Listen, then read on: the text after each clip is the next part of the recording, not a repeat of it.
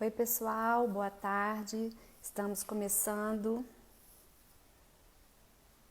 Vou enviar o convite.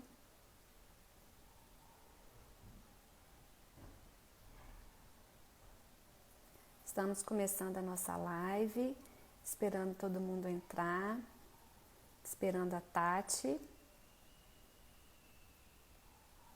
para a gente começar. Hoje a gente vai conversar sobre os transtornos dos sons da fala e quais as consequências desse transtorno, que esse transtorno pode trazer para a vida de uma criança quando não trabalhado, não tratado. Estou esperando a Tati entrar. Hoje a live é com as meninas do Instagram TS Fala, que é a Luciana, a Danira e a Tati. E hoje quem vai conversar com a gente é a Tati, que já entrou, tá aqui. Oi, Tudo Tati, bom? tudo bem? Tudo Vamos bem? testar aqui a conexão? Tá, Se a conexão estiver ruim, eu vou trocar de provedor aqui, tá tá? bom. Você tá me ouvindo bem? Eu tô te vendo, só que o meu sinal tá ruim. Você tá travando para mim. Então, vou aproveitar que a gente não começou e já vou trocar aqui, rapidinho. Peraí. Tá bom.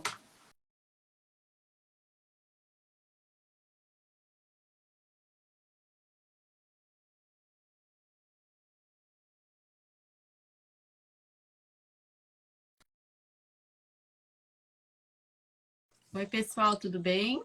Esperando a Tati. E aí? Oi. Agora melhorou, Melhorou? Tati. Melhorou. É o meu sinal que a minha internet que a gente já tentou e ela é super potente, mas na hora de Aham. fazer a live ela não responde bem, sabe? É sempre Bem, assim. sempre assim. Ai, meu Deus. Olha só, tô falando aqui pro Diga. pessoal, né, Tá. que a live hoje com vocês, do Instagram TS Fala, e eu queria que você falasse das outras, né, vocês são três fonoaudiólogas, Somos em, todas... somos em três, desculpa, três fonoaudiólogas, a Luciana, eu, Tatiane e a Danira. Né? Nós nos conhecemos no laboratório de fonologia da USP, né? Com a professora responsável, a professora Aide Fisben-Wertner. A Lu, como já era fonoaudióloga assistente, quando eu entrei para fazer a especialização, a Lu estava defendendo o doutorado e a Lu era fonoassistente, eu entrei para o mestrado e a Danira na graduação. Ah, E tá. por uma questão, né, de amizade, a gente foi criando um vínculo muito grande, assim, quando a Danira se formou, eu defendi o doutorado e a Lu continuou a trabalhar como fonoaudióloga clínica, a gente sentiu uma necessidade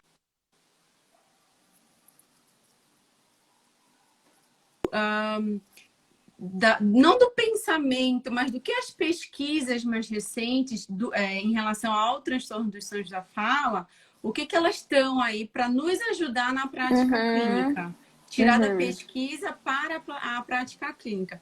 Então, esse é o nosso grande objetivo com o nosso Instagram. entendi. Eu tô tentando aqui, sabe, colocar o título, fixar o título da Ah, live, fixar. mas eu não consigo ainda fazer isso, gente. Alguém sabe como é que eu coloco aqui o título da live e fixo ele aqui? Eu fico com medo de ficar Eu, mexendo e atrapalhar. Eu sei que eu, eu digito o comentário e deixo e o título fixa, aqui, e entendi. fixa. Só que não consigo ainda. Se alguém. Ah lá, a mamãe, tem gente perguntando. A live é para as famílias, para os pais também. A gente vai falar sobre o desenvolvimento da fala na criança. E vai ser bom para todo mundo, inclusive para os pais, né? Porque, na verdade, eles que são os maiores interessados Sim. no desenvolvimento da fala dos seus filhos, né? São eles, muitas das vezes, que Ó, levam só um instante, tem alguém falando, faz um clica em comentário e cima do clica em comentário. cima do comentário. Eu fiz o comentário. Foi a Priscila, aqui, ó, fiz. Ah, obrigada, Pri. Consegui descobrir a pólvora. Olha, mas eu não sabia também. Pois é. A Lu falou aqui também. Gente, então bem-vindo todo mundo. Já vão mandando as suas dúvidas se vocês quiserem. E a gente a gente elaborou algumas perguntas, algumas dúvidas que mais aparecem na clínica fonoaudiológica. E aí eu vou começar perguntando para a Tati, que é uma dúvida inclusive minha, né? Porque ao longo desses anos, né, eu me formei lá na década de 90. E na época que eu me formei, o termo usado era dislalia, para os transtornos de fala, era dislalia.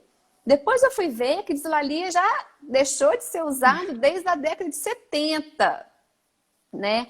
E aí a gente viu essa nomenclatura mudar, né? Ser modificada várias vezes. Passou para desvio fonológico, e agora a última mudança é de transtorno fonológico para transtorno dos sons da fala. E aí, Tati, eu queria saber de você por que teve essa mudança, essa última mudança agora. E na minha época, né, que eu estudei, ainda era desvio fonológico e desvio fonético. Existia uma Na minha era diferenciação. distúrbio articulatório. Esqueci, pulei essa etapa. Dislalia, distúrbio articulatório, e depois que veio o transtorno o desvio fonológico. Desvio fonético, fonológico, transtorno fonológico, E agora transtorno dos sons da fala. Isso. Assim, a gente, voltando um pouquinho, né, o que acontece? Acreditava-se antigamente, né, que a dificuldade da criança, ela era tanto por uma questão ou fonética, de articulação, ou por uma questão fonológica, de fala. Acreditava-se que eram duas coisas separadas, tá? Entendi. Essa questão dessa nomenclatura, ou transtorno, ou desvio, ou desordem, ela é um pouco complicada, ela aconteceu muito por conta da tradução do inglês, né? Porque antes eles utilizavam como impairment, né? E não tem uma tradução exata para o português ao pé da letra, entendeu? Então, mas agora eles usam o disorder, né? Então, é speech sound disorder, que também não tem. Então, é desordem, ou é transtorno, desvio, né? O que a gente sabe que não é alguma dificuldade, alguma dificuldade. E antes, como eu falei, acreditava-se que era uma dificuldade ou fonológica ou fonética, né? Então, desvio fonético, distúrbio articulatório. Então, com o passar do tempo e a evolução da ciência, falando tanto de âmbito internacional, mas de âmbito nacional também, e quero deixar bem claro que a gente não está deixando a desejar a nada para as internacionais, só questão do custo das nossas pesquisas, né? Do financiamento das nossas pesquisas, mas as nossas pesquisas estão junto com a deles. A gente percebe isso nos congressos internacionais que a gente frequenta. Eu fui dar uma pesquisada para fazer a live, eu vi muito artigo nacional e assim, sabe, super completo, detalhado. Sim. E muito embaseado, né, cientificamente, teórico, muito embasado. Muito embasado. Então, assim, com essas pesquisas mais recentes, os estudos têm mostrado cada vez mais que a fala, ela não é só isso aqui, esse movimento da boca para falar. Ela envolve os 3 processamentos. Então, o perceptivo auditivo, o cognitivo linguístico e o motor da fala. Então, o termo transtornos dos sons da fala é porque engloba todas as dificuldades, seja ela fonética, seja ela fonológica, entendeu? Então, esse termo ele é um pouco mais abrangente. Ele põe todo mundo, vamos dizer assim, Entendi. no Então, mesmo... deixa eu só esmiuçar um pouquinho. Para quem é mãe, por exemplo, né, que não domina esses termos técnicos, o que eram os desvios fonéticos, os transtornos fonéticos e a diferença dele para os transtornos fonológicos? E hoje para os transtornos da fala. O fonético eram aquelas crianças que tinham as distorções, né? Ou aqui pro português brasileiro a gente vê as distorções principalmente no R, né? Nas líquidas. E nas fricativas no SAN e no ZAN. Então, as Então, crianças de líquidas, liga L, L, LH. R, LH. Quais são as líquidas? Só para o Então, é pessoal saber. o Espera aí que LAN deu é uma o L. travadinha aqui no meu.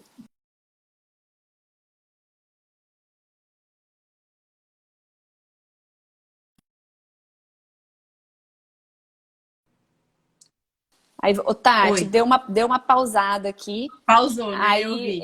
eu parei Eu vou voltar perguntando um pouquinho. quais eram as Tá, líquidas, as os líquidas. fonemas, Então, né? Que a as gente líquidas são o L, Lala, Lilolu, o travou de R, novo. C,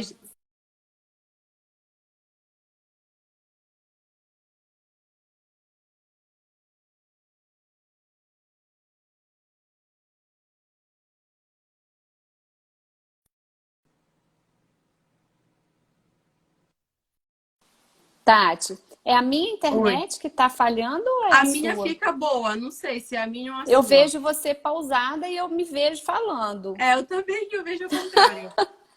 Ai, vamos continuar então. Tá, e se tiver travando, pessoal, vocês vão só avisando pra gente ter uma noção do que tá acontecendo, tá? Isso. Então tá bom. Então eu vou voltar, que a Amália perguntou quais são os sons líquidos, né? Então os sons líquidos, os fonemas líquidos são o L, então Lá, Lé, Li, Lolu, o R, tanto como Ra, Ré, Ri, Ro, Ru, como Ra, Ré, Ri, Ro, Ru, o LH, né? E Sol, né? Tá. Dependendo da posição. Uhum.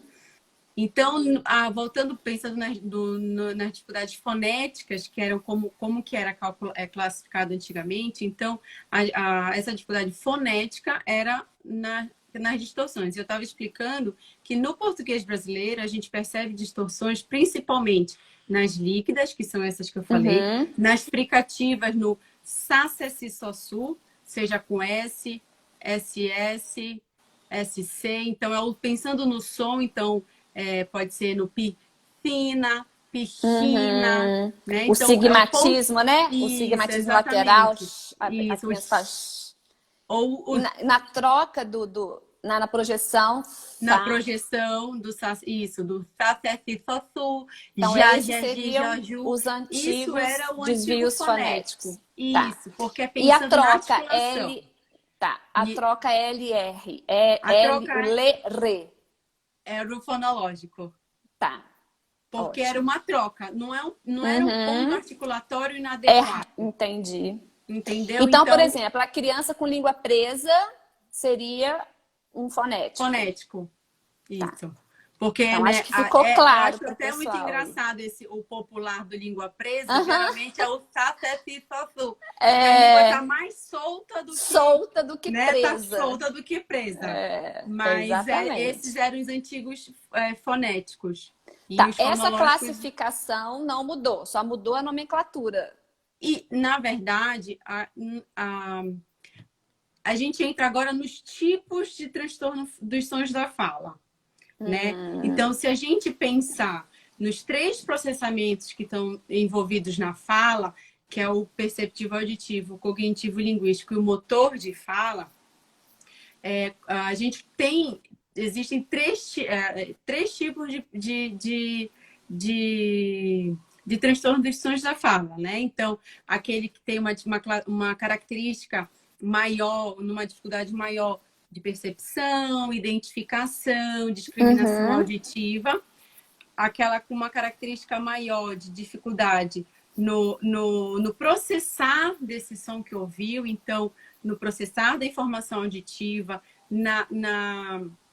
nas regras que estão sendo armazenadas. Então, em algum momento aí, existe alguma coisa que, vamos dizer, bem, não dá certo nesse processar. Uhum. E existem Uhum. aqueles transtornos de sons da fala, onde é uma dificuldade motora de fala, Entendi. tá? Só fazer um parêntese, Amália, que eu acho importante a gente falar o seguinte.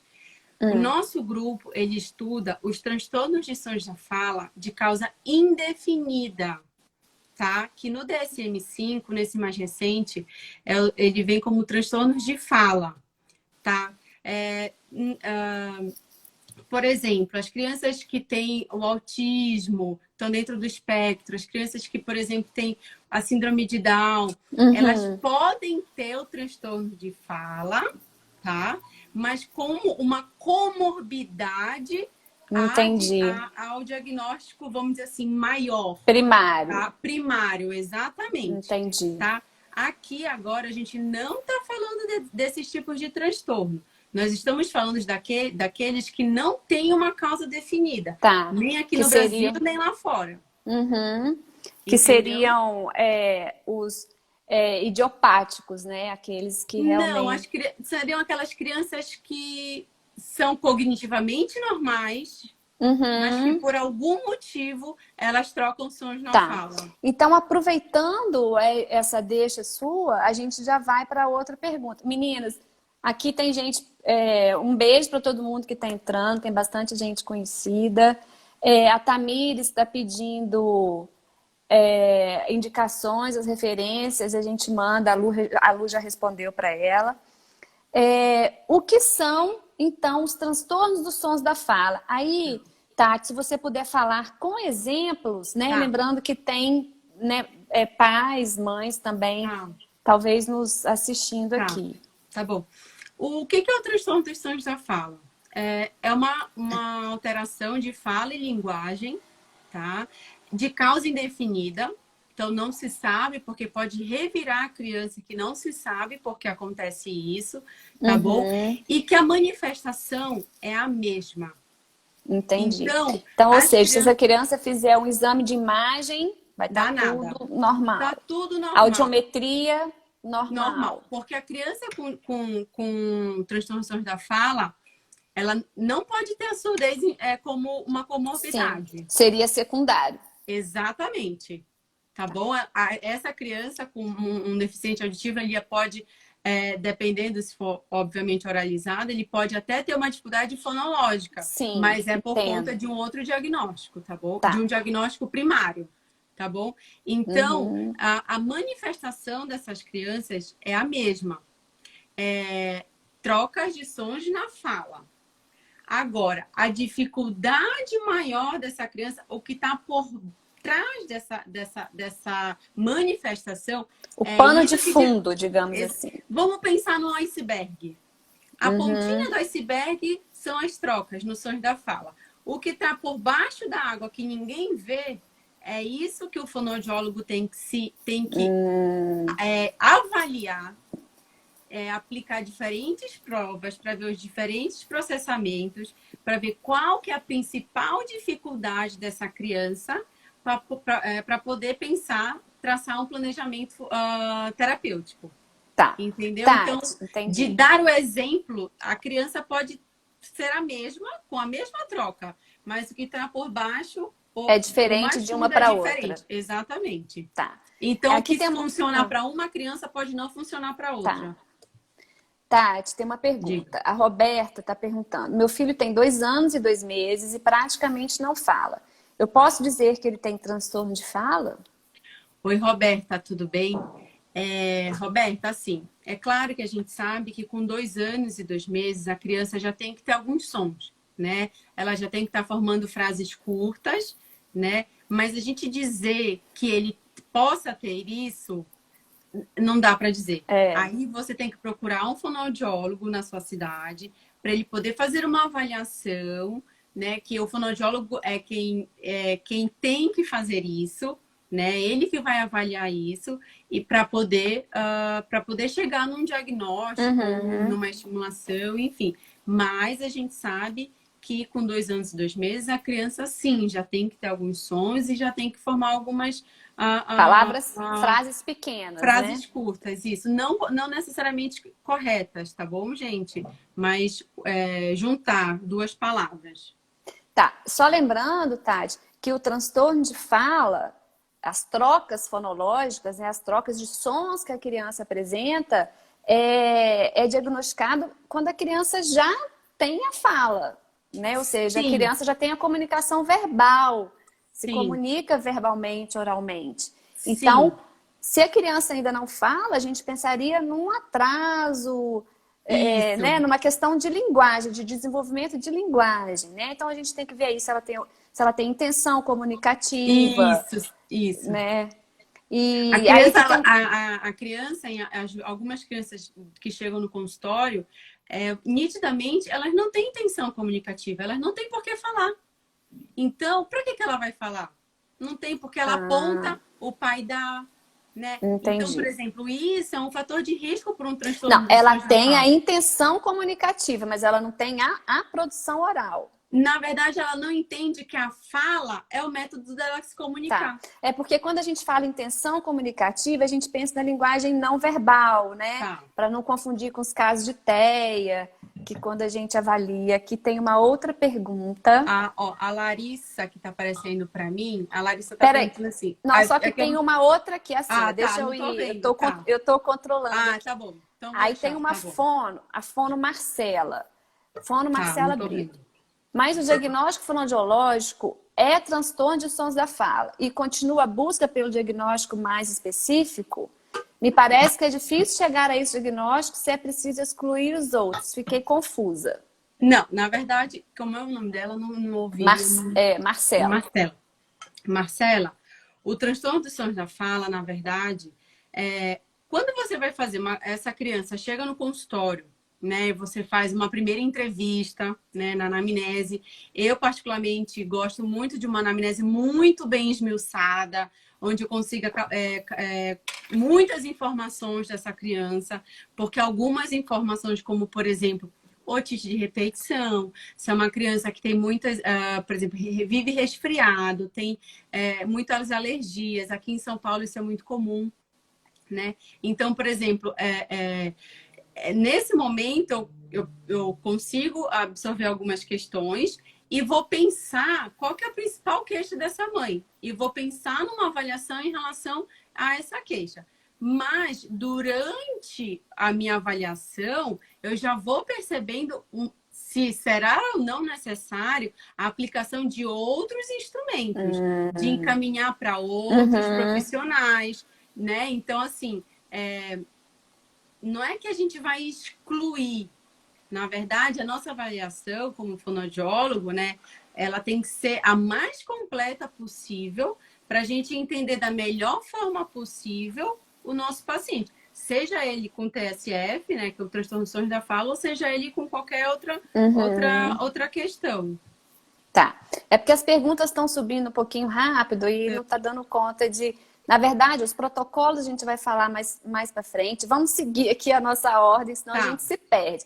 Aí uma mãe perguntando, minha filha tem 1 ano e 8 meses, só fala papá, mamã, diminuiu muito de 1 ano e 3 para cá. Será transtorno de fala? Voltando, a gente já respondeu lá atrás.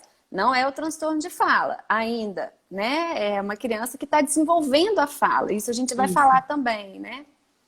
Até quantos anos é comum ter troca, a gente também vai falar. Bom, então vamos dar continuidade. O que a gente não conseguir responder aqui, gente, vocês enviam para o direct, que aí a gente tenta responder ou faz uma outra live, tá? Como faz para estimular, e quando a criança usa jargão e usa linguagem própria, como se estivesse falando corretamente. Então, vamos falar um pouquinho disso. Então, voltando. O que são os transtornos dos sons da fala? Seriam, então, as trocas de sons que acontecem na fala da criança, né? Então, a troca, dá um exemplo pra então, gente. Então, aquela criança que fala assim, mamãe, eu fui na facenta e fui uma faca, né? Ou então aquela criança, dependendo da idade, que fala, mamãe, eu quero comer batata frita. Ou certo? Então, fezão. Fezão, ou então, nossa, eu vi um chapo no mangue, sei lá. Sei. Entendeu? São algumas trocas. Agora, também tem aqueles casos, por exemplo, crianças mais velhas que tiveram, possivelmente tiveram uma alteração de fala, superaram sozinha, mas tem aquela distorção, certo? Projeção de língua, que na classificação, a gente classifica como os erros residuais. Isso, na atual classificação são os erros residuais. É aquele refinamento, é a cereja do bolo que falta, entendeu? Que ficou faltando. Que ficou, exatamente. Que são os casos, né, gente, do sigmatismo, que a gente já falou, que nós falar assim. Tati, então a gente tem aqui as perguntas. Quando a criança usa jargão, como se tivesse uma linguagem própria, como se ela estivesse falando corretamente, só que usando jargão. Não é um caso de transtorno de sons da fala. Não, não. Tem que entender o porquê que ela está, por exemplo, usando esse jargão, né? Uhum. Se é uma forma dela não se expor, porque ela sabe que se ela falar de uma outra forma, ela vai falar errado, ou se porque em casa usam muito um jargão, aí tem que entender um pouco o Não, caso. eu acho que a fala jargonada, ela está mais ligada à construção da linguagem, aí tem que investigar mais. Às vezes a criança usa uma fala jargonada, e o pano de fundo não é o transtorno de sons da fala, entendeu? Pode ser uma outra coisa associada, e aí tem que investigar. Porque eu não sei se entra a fala jargonada, não sei se entraria nos transtornos de sons da fala. Não entra. Fala, não, não. Exatamente, isso que eu pensei. Aí aqui a pergunta... E assim, o que eu acho que talvez a gente também tenha que levantar uma bandeira, se ver se esse jargão é um jargão ou se são muitas trocas que essa criança faz na fala que tornem inteligível. Ah, tá.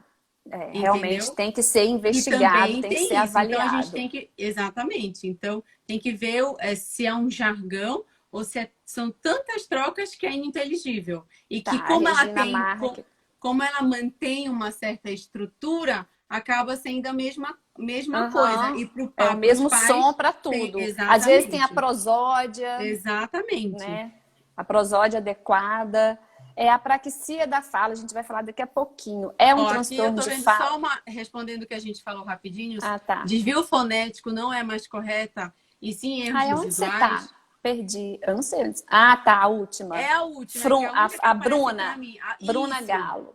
Isso. Na verdade, Bruna, desvio fonético, ele é hoje o transtorno dos sons da fala. Sim. Tá? Os erros residuais, eles entram não como diagnóstico, tá? É Mas tipo como a classificação. Exatamente, é uma classificação de transtorno dos sons da fala. E não tem mais o termo desvio fonético. Não. A fono pode até usar para entender a classificação. Mas se você for fazer um laudo, um relatório, o ideal é que você não use mais aquela diferença que a gente tinha, que havia entre transtorno fonológico e transtorno fonético. Então, quais são... por que a gente não deve, falando aqui, né, a idade das crianças falar certo, né, a idade que os processos fonológicos ainda podem acontecer, por que a gente não deve esperar o tempo de cada um? Que ainda, por mais que a gente fale isso, ainda é uma coisa que a gente ouve muito, né? Uma guerra que a gente tem que vencer. Ainda é um jargão que a gente ouve direto isso. Essa questão, Amália, assim, né, até pegando um pouco daquela pergunta que uma mãe fez, é claro que assim, a gente sabe que a gente está lidando com indivíduos, né? Então, cada um tem o seu desenvolvimento, isso obviamente existe. Porém, a gente sabe dos marcos do desenvolvimento. Né? Então, a gente tem que pensar que cada um é cada um, mas que cada um tem que estar dentro dos marcos de desenvolvimento, tá? Então, por exemplo, uma criança que tem uma redução silábica com 3 anos. Dá o exemplo, Tati. Redução silábica, por exemplo. Eu vi um pá na fá. Então, a frase seria, eu vi um pato na fazenda. Tá? Então, ele tirou uma sílaba. A redução silábica, ela tem que ser eliminada, ela não pode mais aparecer até 2 anos e meio. Né? Então, se é uma criança... Macá em vez de macaco. Isso, macá. O maco, né? Ele pode falar maco. O maca, exato.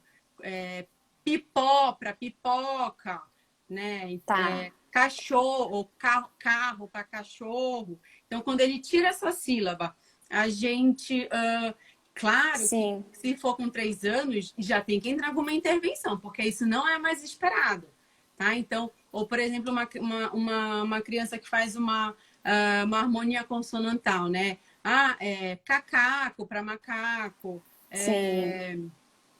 boba para bola, né? Que Por ela isso, gente, isso aí. Por isso que a Fonoorg está falando, vamos esperar lá no consultório, principalmente de pediatra. Sim. Espera, exatamente tá muito novinho, com 2 anos e meio, tá novinho. tá Só que com novinho. 2 anos e meio, a criança não deve fazer esses processos aí que a criança usa para facilitar a fala dela, já deveriam terem sido suprimidos, né? Memelho para vermelho, né? É, Dependendo da idade, nossa, muito a fala, gente não memelho. pode mais esperar. Como a Amália falou, elas são pequenininhos, mas a gente tem o marco do desenvolvimento, Porque vão né? atrasar os outros sons que virão a Exatamente. seguir. Outras regras virão e muito provavelmente essas regras É. vão sofrer alguma coisa em relação a isso. Então, por exemplo, eu acredito que o grande vilão do fonoaudiólogo é o R, né?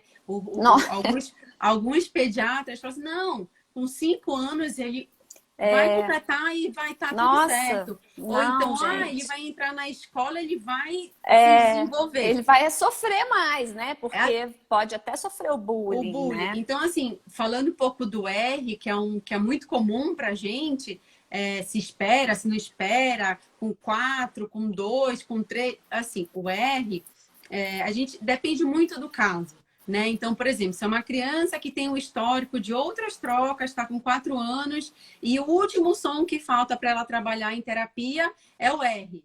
O fonoaudiólogo não vai dar alta para essa criança, esperar ele completar 5 anos, 5 anos e meio, para poder trabalhar o R. Já trabalha também, por quê? Porque é uma criança que tem um histórico, né? Agora, se é uma criança que está com 4 anos, 4 anos e meio, e não fala o R em nenhum momento, nem na sílaba simples, por exemplo, arara, vira alala, ou a, aiaia, a, né? Se ele não fala em nenhum momento, nem nos encontros consonantais, então prato vira pato, branco vira banco, aí é uma criança que com 4 anos e meio, Tatiane, já entro com intervenção. Sim, Eu já sim. começo.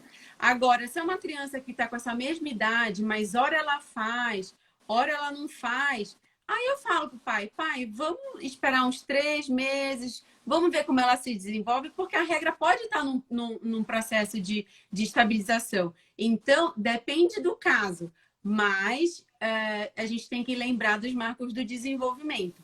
Isso aí. Entendeu? Então, A, pode falar. a mamães e babies. É isso aí. Procura uma fono, porque ela tá. Exatamente, não tem que esperar. A mãe, ela tem que estar antenada. E muitas vezes ela está mais antenada.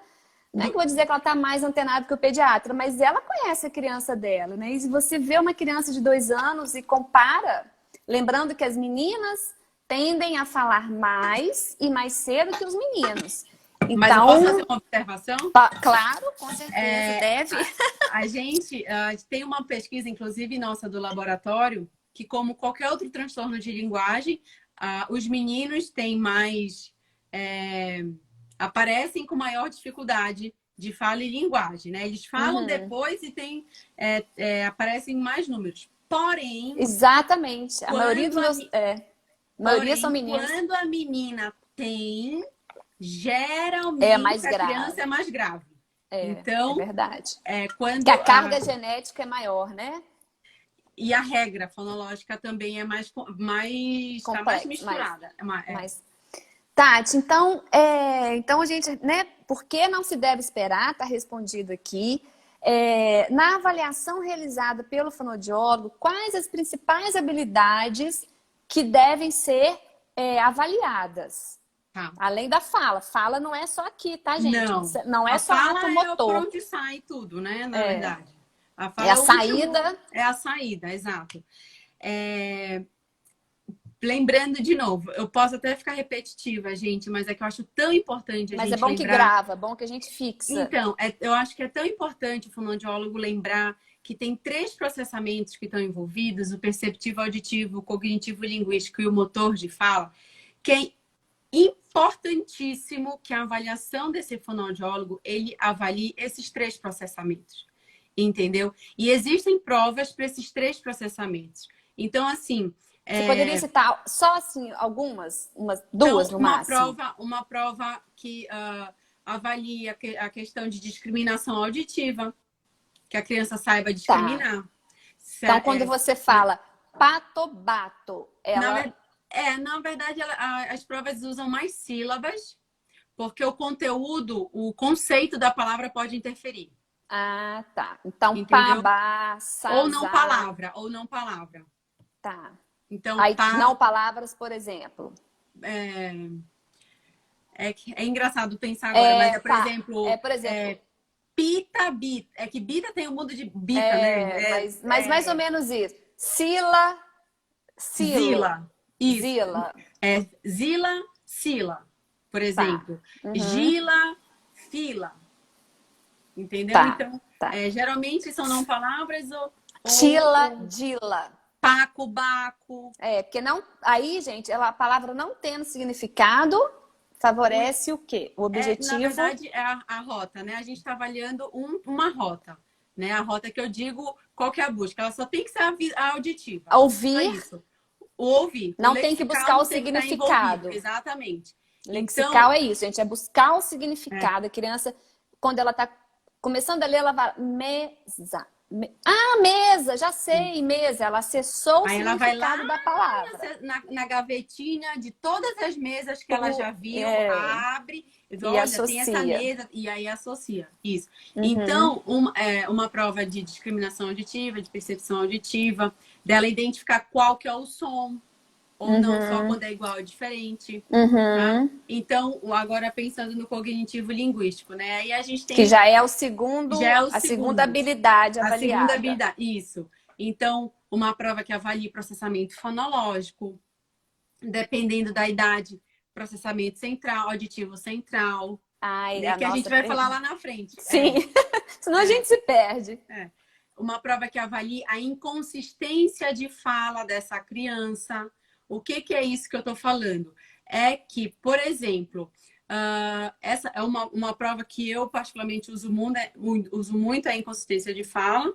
E é assim, eu aplico 25 figuras, 3 vezes em 3 momentos, sempre na mesma sessão. E eu mudo a ordem das figuras que nesses 3 momentos. Então, nas 3 nomeações, a criança tem que falar para mim, por exemplo, uma das figuras é computador. Então, a criança, ela pode falar errado, tá? Então, ela pode falar computador, computador, computador, certo? Mas ela falou 3 vezes a mesma coisa. Então, ela foi consistente. Independente do erro. Eu não estou vendo erro nessa prova. O que eu estou vendo nessa prova? O acesso. A velocidade. Então, se, por exemplo, se ela fala computador, computador e computador, ela é inconsistente. Ela é inconsistente. E seria um erro... Isso... pode falar. Pode falar. Não, aí... Seria um erro assistemático? Ela não tem... Não, porque eu não estou vendo erro. Tá. Entendeu? Você está vendo acesso lexical. Fonológico, exatamente. Fonológico. Então, assim, é uma prova que eu acho super importante a gente aplicar para uma prova de memória operacional. Tá? Então, assim, são provas que envolvem a questão da regra fonológica, a questão fonológica mesmo. Tá? E outras provas, e agora passando para o terceiro. A terceira. Para o terceiro processamento, que é o motor de fala. Depois a gente passa o nome do protocolo, tá bom? A gente vai mandar por direct. Por direct, pode ser isso. E aí, agora pensando nesse terceiro processamento, que é o motor de fala, então, uma prova de diagnodococinesia, o que é isso? Uma repetição de sílabas. Sílabas, tipo patacá, patacá. Patacá, patá, pacá, exato. Badá, badagá. Velocidade de fala. Tá? A Lu já colocou aqui. Aí, então, gente, a gente poderia A gente tem 22 minutos restantes de live. Nossa, já. O Instagram, ele, ele nos dá 50 minutos. Tá. A gente pode encerrar e marcar outro, ou a gente pode abrir uma nova live. Depende de vocês aí, tá, pessoal? Se vocês acharem, vocês deixam aqui escrito. De qualquer forma, a gente tem a intenção de fazer uma nova live mais voltada para fonoaudiólogos, né, Tati? Que a gente estava conversando sobre isso, né? Que eu acho que aí que a gente vai poder usar mais termos técnicos, entrar Isso. mais nessas questões. Por exemplo, a memória operacional, o que ela é e por que ela é importante no tratamento dos transtornos de fala, tá, gente? Então, em relação à avaliação do processamento auditivo central, é de praxe a criança ser encaminhada para avaliação do processamento auditivo? Agora eu vou puxar o lado para minha sardinha, né? Porque eu estudei no meu mestrado, eu estudei o processamento auditivo central de crianças com transtorno dos sonhos da fala, tá? Então, assim, qual que é o nosso grande problema em relação ao processamento auditivo central? Infelizmente, a idade, né? Por quê? Porque o exame do processamento auditivo, ele só pode ser realizado. Algumas pesquisas estão aceitando 6 anos e meio, outras eu só encaminho para pacientes a partir dos 7 anos. Por quê? Por conta da maturação das vias que estão envolvidas. Então, fonoaudiólogo, pais, mães que estão vendo essa live, se vocês ouvirem alguém dizer que vai avaliar processamento auditivo central com menos de 6 anos, não. Não, não e não. E não existe diagnóstico Não existe diagnóstico, não tem como, porque pode dar um falso positivo, tá? Óbvio que as crianças mais novas, a gente de praxe faz uma avaliação audiológica, né? A gente encaminha, porque a gente tem que saber se a criança está ouvindo bem para poder receber as informações, tá? Mas o processamento auditivo central, eu, Tatiane, só encaminho as minhas crianças a partir dos 7 anos e aquelas crianças que eu vejo necessidade, obviamente, né? Porque tem criança que não tem, tá? No meu mestrado, eu tive uma certa dificuldade de encontrar crianças com TSF sem alteração de fala, sem alteração de processamento auditivo, desculpa. Então, crianças diagnosticadas com TSF sem alteração de processamento. Eu tive muita dificuldade em encontrar 10 crianças, tá? Sem alteração de processamento? Sem alteração de processamento. Então, são alterações que estão juntas, tá? Na maioria dos casos. Então, o meu mestrado, inclusive, encontrou essa interseção entre os 3 processamentos, né? Perceptivo, cognitivo e motor de fala. Perceptivo auditivo, perceptivo cognitivo e motor de fala. Cognitivo linguístico e motor de fala, tá? E o que eu encontrei? Para as crianças mais novas, eu encontrei um índice. Eu trabalho com alguns índices de gravidade, tá? Que talvez para o pai e para a mãe seja bom para você verificar o quanto que a sua criança, seu filho está evoluindo na terapia. Mas Tatiane, existe um índice que chama PDI, tá? E eu encontrei que as crianças com alteração de fala, com índice de PDI igual ou maior que 0,54, elas são fortíssimas candidatas a terem alteração do processamento auditivo central. Então, se for uma criança menorzinha, que a gente não pode avaliar o processamento auditivo, eu trabalho em terapia as habilidades auditivas, mesmo sabendo as que eu não sei quais são alteradas, as que estão alteradas, entendeu? Então, a gente, de certa forma, eu acabo estimulando. Entendi. Eu escrevi aqui, tá, gente? Tati, em relação à terceira habilidade avaliada, que é o motor de fala, entraria aí o diagnóstico diferencial de apraxia? Entraria aí, aliás, a apraxia é avaliada nessa parte da avaliação? Então, a gente é muito interessante, é muito boa essa pergunta, Amália. Eu vou dizer por quê.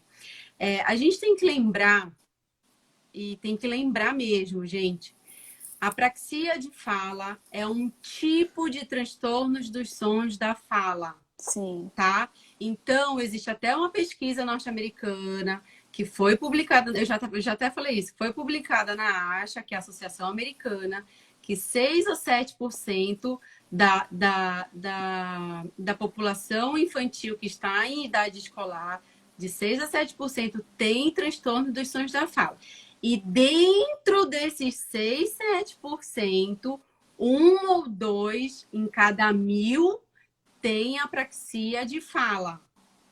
Tá? Esse é um dado super importante, porque Então, o assim, diagnóstico de apraxia virou, exato. nem sei, virou Todo mundo, coronavírus espalhando por aí. Hoje, um TSF grave muitas vezes é confundido com uma apraxia de fala. Apraxia de tá? fala. Aliás, Tati, pode complementar então, assim, a sua gente, resposta. não pode esquecer, a apraxia de fala é um tipo, ela está dentro, pensem num guarda-chuva, tá? A gente até tem lá no nosso Instagram um guarda-chuva. A apraxia de fala é um tipo de TSF, de transtorno dos sons da fala, tá bom? Então, mas e aí, qual que é a diferença? Qual que não é? Que é uma grande dúvida, porque diagnosticar a apraxia de fala não é fácil. Gente, não é fácil. Não tá? é fácil E mesmo, não não. tem Tem a que ver, ter. e não tem a ver com os erros, com os tipos de erro, a quantidade de erros. Não, é assim, tem que entender primeiro o que é apraxia, tá? A apraxia de fala, ela tem algumas características peculiares, vamos dizer assim. Então, melodia, interrupção em algumas vogais, prosódia. E eu acho, assim, que uma das principais características da apraxia de fala é o prognóstico, é o tempo do tratamento. O apráxico, ele demora para ser evoluir. diagnosticado. E o diagnóstico também demora para ser feito. Também. É de exclusão, diagnóstico de exclusão, né? Exatamente. Então... E um dos fatores para excluir é o tempo em tratamento. Tá? Então, o TS fala não tem... existem características da apraxia que a gente tem que entender, estudar para poder classificar corretamente. Por isso que entender e aplicar, avaliar a sua criança em todos os âmbitos, gente, é importante, é importantíssimo. É importantíssimo. Porque você diagnosticar uma criança com TSF grave como apráxico, a família sofre. O diagnóstico, eu falo que assim, se você está indo para o caminho errado, você vai demorar mais, porque, né? Quando a gente sabe o que a gente procura, a gente sabe onde a gente quer chegar, sabe como chegar. Quantas vezes a gente, infelizmente, já ouviu: ai, nossa, meu filho casou com a fono, tá na fono não sei quantos anos e não melhora. Gente, isso tem a ver com diagnóstico, tem a ver com planejamento terapêutico. Sim. Eu quero mais que minhas crianças atender alta. Tem um alta rápido, né? É o sucesso do nosso trabalho, né? Exatamente. Então, foquem na avaliação, porque uma boa avaliação, você vai fazer um planejamento adequado e pensar no modelo terapêutico adequado. Tem uma dessas perguntas que eu posso até já emendar, pode ser? Deixa eu só te perguntar uma coisa em relação ao diagnóstico. O transtorno fonológico severo, ele também transtorno fonológico, gente, estou falando errado, transtorno dos sons da fala, considerado severo, ele tem que ser feito, é ideal que a gente faça diagnóstico diferencial entre o atraso de linguagem, né, e o TDL, porque também eles se confundem, né? Assim, o transtorno de fala grave, as regras vão estar, na maioria das vezes, vão estar muito alteradas, as regras fonológicas. Nem sempre o motor de fala está alterado, tá? Eu, na minha prática clínica, a maioria dos meus casos gravíssimos tinha a ver com regra, tá? Então, seria a segunda... De regra fonológica, a segunda. Mas é claro, cada caso é um caso, tá? A gente está falando numa média. E quando você começa começa o tratamento, as regras vão se organizando e é uma criança que são as mais rápidas que tem alta.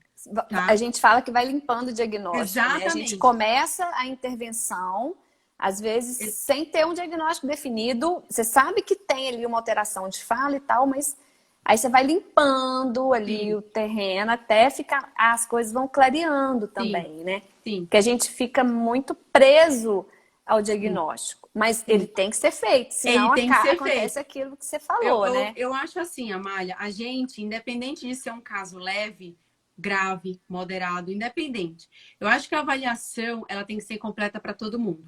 É claro que dependendo do caso, vai ter uma prova a mais, uma prova a menos. Então, é claro que a gente vai ajustando. Mas a avaliação de um grave para um leve, ela vai abranger os 3 processamentos. E quando você avaliar os 3 processamentos, você vai ver que não é um TDL. Sim. Entendeu? Ô, Tati, Diga. entendi. Tá faltando pouco tempo para terminar a nossa live. A gente pode encerrar essa e começar outra, que aí a gente tenta, pelo menos, terminar o nosso resuminho aqui. Tá bom. O que você acha? Por mim, tudo bem. É que eu só tenho um outro... Então vamos deixar feriado, tocar na hora que...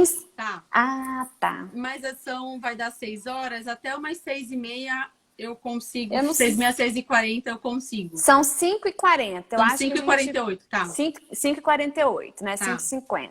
Até a gente fecha agora ou segue bom. até o Instagram nos cortar? Quando o Instagram cortar, a gente volta. A gente começa Mas outra. aí eu tenho só um tempinho. Aí a gente vai fazer só mais 10 minutinhos. Tá bom. E aí a gente marca uma próxima live, tá, gente? Vocês mandam as perguntas com antecedência. Que aí a gente já se programa. Meninas, tem algumas das coisas que eu tô falando. Eu vi que tem gente perguntando sobre o PDI.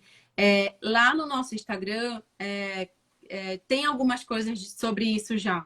Tá? Mas, de qualquer forma, pode mandar em direct para a Amália ou lá no nosso Instagram que a gente responde, tá bom? Joia. Vamos fazer uma live só para fonoaudiólogos, sim. Já falei, tem umas 3 pessoas. Mas depende, né? Se vocês pedirem muito, a gente faz, né, Tati? Porque, olha, dá trabalho. Eu fiquei aqui estudando direto para poder... fazer a live para vocês aqui com as meninas. Isso é interessante falar, Amália, sabe por quê? Infelizmente, tem um preconceito que todo fonoaudiólogo atende transtornos dos sons da fala. Sim. Não é verdade. E atende do mesmo jeito, né? Ah, não é fácil. Vamos... Não é fácil. Sei que não é. É difícil. Demanda tempo. E planejamento. É a maior população que a gente atende, tá? Então, Sim. assim, quem dera fosse tão fácil como algumas pessoas falam que é qualquer coisa. É a qualquer coisa da fonoaudiologia. Então, não é. Não é. A Carol... Bom, Carol, eu estudei com a Carol. Formei com a Carol. Legal. Que legal. Porque vocês são da mesma região. É verdade, a Carol também é de lá. E quais são as chances de uma criança com trocas fonológicas ter uma dificuldade no processo de alfabetização ou uma dificuldade de aprendizagem?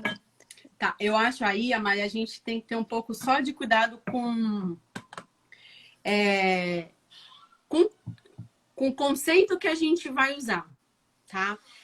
As crianças com alteração, com transtorno dos sons da fala, elas... né, como a regra fonológica, na grande maioria das vezes, está alterada, se é uma criança que está em processo de alfabetização, existem grandes chances dela ter uma dificuldade escolar, né, no processo de alfabetização.